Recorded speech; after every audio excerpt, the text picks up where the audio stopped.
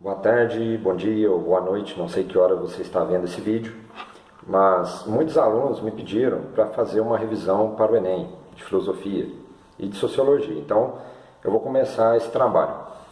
E eu pensei, na hora que eu estava preparando, em abordar aquilo que o Enem pediu até hoje, tá? Como não dá para ficar falando sobre tudo, então eu vou tratar daquilo que o Enem trabalhou até hoje de conceitos de filosofia e de sociologia. Eu vou gravar esse vídeo agora tratando da filosofia antiga. O que o Enem já cobrou de filosofia antiga? Eu vou ser bem breve e rápido e objetivo.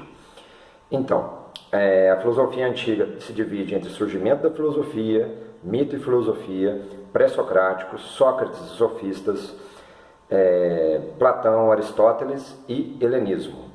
Do surgimento da filosofia já caiu a cidade, a polis, como organização social. Então, a filosofia surge por causa da polis. Relação de mito com a filosofia, já caíram duas questões. A primeira sobre o destino, pegando o mito de Édipo, e a segunda também sobre o destino, sobre o determinismo, se a vida do homem já está predeterminada.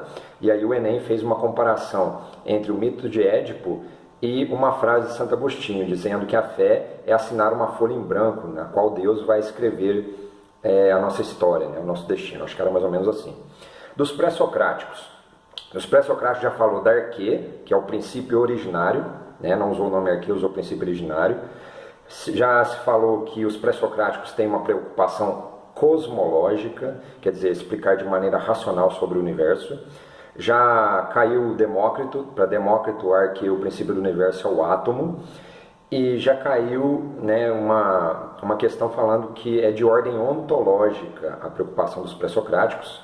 Por quê? Ontológica tem a ver com o ser. Ontos, do grego, significa em relação ao ser. E também um texto de Nietzsche falando que os pré-socráticos tinham a preocupação de buscar racionalmente a causa primeira do mundo. Ok? Isso é tudo que caiu de pré-socráticos até agora que eu sei. De Sócrates caiu somente uma questão falando de dialética, assim, para Sócrates mesmo, o método dialético de perguntas, de questionamento ali, de tomar uma posição contrária, assim como Sócrates fazia com seus alunos. Dos sofistas já caíram duas questões. A primeira é de Protágoras. Protágoras é o pai do relativismo, o homem é a medida de todas as coisas. Então já caiu sobre a diversidade de entendimentos, não há verdade absoluta, então há diversidade de percepções. Já caiu Transímaco, que é outro sofista, falando que a justiça e a ética não tem fundamento absoluto, são convenções sociais baseadas em interesses, interesses de poder. De Platão já caiu uma questão sobre o amor, o amor, o eros, é uma busca de completude, aquele mito que eu já falei na sala de aula, que os deuses dividiram o homem no meio e aí ele passa a vida inteira buscando a sua metade.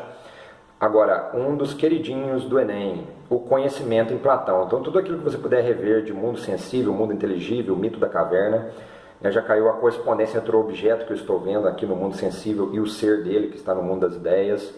Já caiu que o conhecimento é passar do mundo ilusório ao das ideias, é a mesma concepção. Que para entrar no mundo inteligível você tem que trabalhar o método dialético, o diálogo, o questionamento, que a razão gera o conhecimento, mas a sensação não, a sensação tem uma abordagem de conhecimento muito limitada.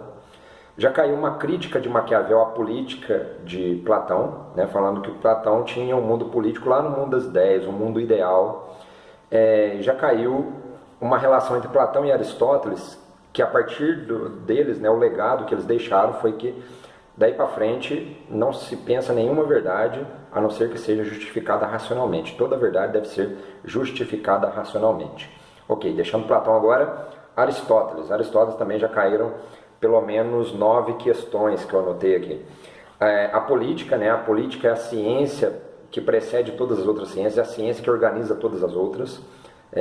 Para Aristóteles, a política era a última ciência a ser aprendida, ela é a culminação de todas as outras.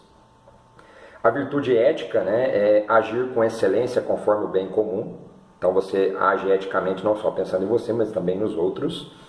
O conhecimento intuitivo, que é dos princípios, o princípio de não contradição, né, o ser, que é a primeira percepção do entendimento. Então, esses princípios são intuitivos, você recebe eles de forma imediata, você não tem raciocínio, não tem mediação nenhuma. Depois, uma questão sobre o enigma era uma questão mais interpretativa. O enigma expressa algo de real e algo de impossível, né? Ou seja, uma contradição. Depois, a ética, né? A ética se baseia na capacidade racional de escolha, né? Tanto Platão como Aristóteles, sempre a ética é voltada para o lado racional. Uma diferença entre escravo e o homem livre: o escravo usa da força física, enquanto o homem livre usa da razão. Depois, a felicidade, né? A felicidade é a finalidade de todas as ações humanas. A justiça é dar a cada um o que lhe é devido, né? O conceito bastante clássico de justiça. E a deliberação, né? Que é uma capacidade da ética, a gente delibera, a gente julga ou toma decisões em cima de fatos atingíveis e não sobre coisas eternas ou sobre os astros ou coisas inatingíveis. Ok, deixando Aristóteles, agora helenismo. Do helenismo caíram 3 escolas: estoicismo, ceticismo e epicurismo. Do estoicismo caiu uma questão de Epicteto, né, um dos meus autores favoritos, que ensina, como todo bom estoico, a aceitar os sofrimentos com serenidade. Essa é a ataraxia do estoicismo. Do ceticismo, a indiferença e impossibilidade de certeza. Lembra que do ceticismo, a epoquê, né, a suspensão do juízo, o não afirmar nem negar nada, é o conceito fundamental do ceticismo. E do epicurismo, o prazer moderado, né, e a busca da felicidade, uma vida tranquila. Ok? Espero que tenha servido para você. Aqui uma revisão, né, de tudo que caiu na filosofia antiga.